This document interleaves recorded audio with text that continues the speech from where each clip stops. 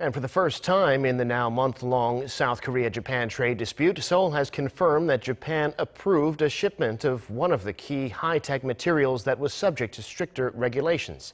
Our Kim Mo-kyun has this report. On Thursday, Prime Minister Lee Na-kyun announced that Japan approved the export of a key semiconductor material to South Korea for the first time since it tightened export restrictions to Seoul. Speaking at an interagency meeting on state affairs, Prime Minister Lee said that Japan's trade ministry made the approval after concluding that the latest shipment posed no risk to Japan's national security. On Wednesday, Japan promulgated its decision to remove South Korea from its list of trusted trading partners, but did not expand its restrictions to other items.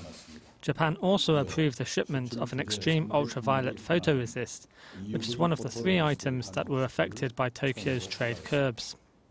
He said that even so, Tokyo's economic restrictions against Seoul are unjustifiable, given that Japan is one of the countries that benefits a lot from free trade. The Prime Minister vowed to get things back to normal through diplomatic efforts. Photoresist is one of the 3 key semiconductor materials that Japan tightened its regulations for exports to South Korea on July 4th.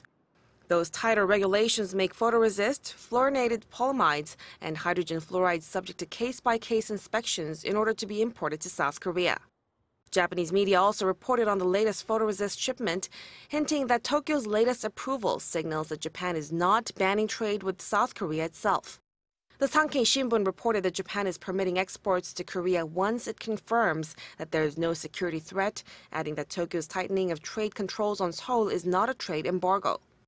The Yomiuri Shimbun also highlighted that the permission shows that Tokyo's export curbs are not a trade regulation and that trade will continue with South Korea if no problem has been detected during the review process.